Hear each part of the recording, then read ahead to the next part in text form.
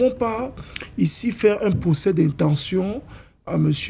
Oligui Nguema qui vient de prendre, qui vient de gagner haut la main une élection où il a bénéficié d'un poids, d'une légitimité populaire. On ne peut pas danser plus vite que la musique. Nous ne pouvons pas être plus heureux ou bien plus malheureux que les Gabonais. Il y a quand même l'onction du peuple gabonais. Et puis, on a vu le score écrasant, une majorité écrasante au premier tour. Il faut être conforté. C'est-à-dire nous devons d'abord prendre le pouls de la situation. Et le message des urnes est sans équivoque. Donc, on ne peut pas venir ici commencer à faire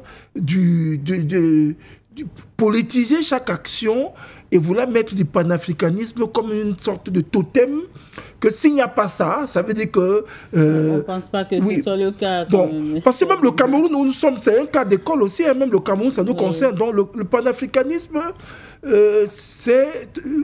les panafricanistes, nous sommes dans un processus. Et nous sortons de très loin. L'Afrique sort de très très loin. Donc nous ne pouvons pas... Je ne donne pas non plus un chèque en blanc à M. Oligui Nguema, mais seulement, nous essayons de voir le process. Nous apprécions son arrivée. Nous voyons des réformes qu'il a fait au niveau de l'administration, des recrutements. Il a aménagé beaucoup de choses, des infrastructures. Il a essayé d'opérationnaliser certaines choses. Et il a évacué aussi un certain nombre de choses. Donc, qui sommes-nous aujourd'hui pour venir le juger et dire qu'il n'apportera pas des réformes que nous, les panafricains, exigeons pour l'éveil, pour l'émergence africaine? Nous ne pouvons pas, nous n'avons pas qualité à condamner alors que nous ne sommes même pas encore en train d'apprécier. À peine il est arrivé à moins de 2 ans, vous voyez, il a fait pas mal de choses et nous ne pouvons pas parce qu'il a été, peut-être même pas adoubé, mais il est arrivé là par un processus qui peut être contestable.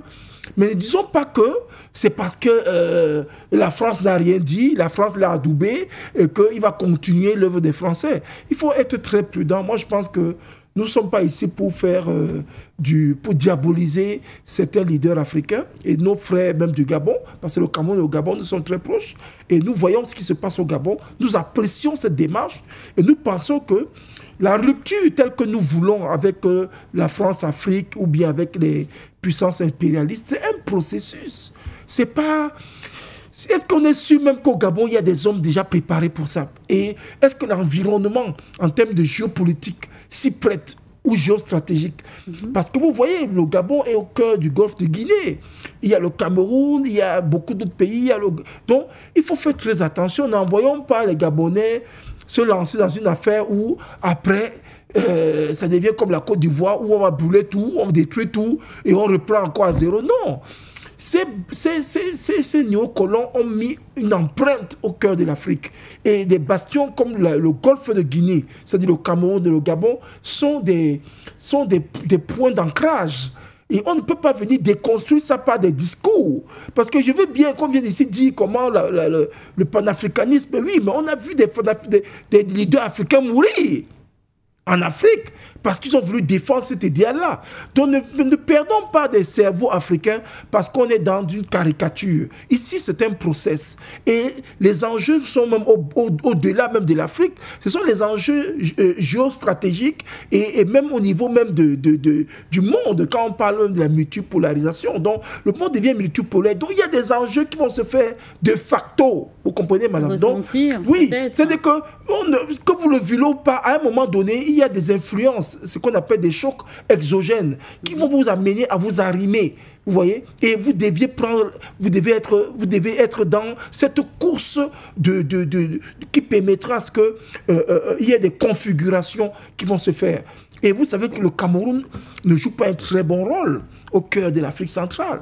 Donc, on ne peut pas demander au petit Gabon de faire ce que le grand Cameroun dit. Quand il dit grand, c'est entre guillemets, parce que le Cameroun n'est que grand par le terme, mais nous voyons la problématique que le Cameroun pose au cœur de l'Afrique centrale. On voit des corridors. Vous savez qu'aujourd'hui, le Tchad et la Centrafrique ont décidé désormais de faire passer leurs marchandises par un corridor qui partira de la Guinée équatoriale, de la Centrafrique jusqu'au Tchad. Parce que... Et non plus par le Cameroun. Donc vous comprenez que autant de choses, parce qu'on ne peut pas venir faire du populisme et vouloir être des donneurs de leçons, alors qu'au cœur même de l'Afrique centrale, il y a encore des pesanteurs. Et ces pesanteurs-là sont de qualité à mettre en mal un processus qui ne peut pas s'enclencher tant que des figures de proue, comme le Cameroun, sont encore embrigadées dans cette spirale néocoloniale. Vraiment, avec tout le respect que moi j'ai pour les auditeurs, les téléspectateurs, je veux qu'on soit dans une lecture froide. Le Gabon nous parle en termes de popularité. Le Gabon nous parle en termes de changement. Le Gabon nous parle en termes de jeunesse. On a vu un militaire qui s'est déshabillé et a dit qu'il veut faire. Mais donnons-lui l'opportunité de bien faire. Ne pas lui dire que non. Comme tu es même là, ça veut dire que tu es déjà condamné. Parce que tu appartiens à la famille Bongo, tu es un neveu, bon voilà, tu es arrivé là parce que bon, c'est des alchimies, c'est des mécanismes savamment pensés depuis l'Élysée. Non, vraiment, je dis, à ce niveau-là, on ne fait pas la promotion de ce que nous voulons défendre ici. Nous ne sommes pas là pour déconstruire. Nous voulons faire dans l'inclusion. Et l'inclusion veut dire qu'on amène tout le monde au cœur de la réflexion. Et ça permet aux enfants, à l'Afrique, aux jeunes Africains, de comprendre le mécanisme. Sinon, nous faisons l'exclusion. Et cette exclusion est de mauvais goût. Elle est de nature à ternir toute initiative, à ternir tous les partenariats qui peuvent se construire.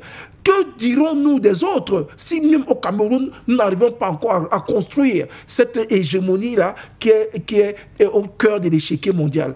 Donc, moi, je pense que, pour finir, que le Gabon nous parle. Parce qu'il faut qu'on... Le Gabon nous parle et nous pensons... Le Gabon nous parle et nous pensons que M.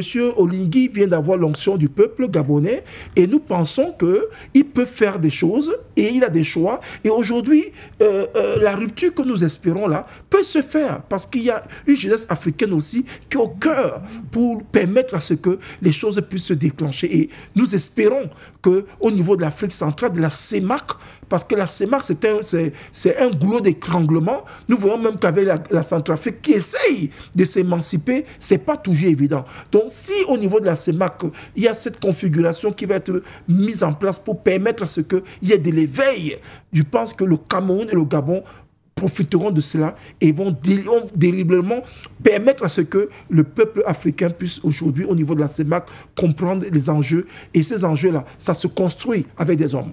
Merci.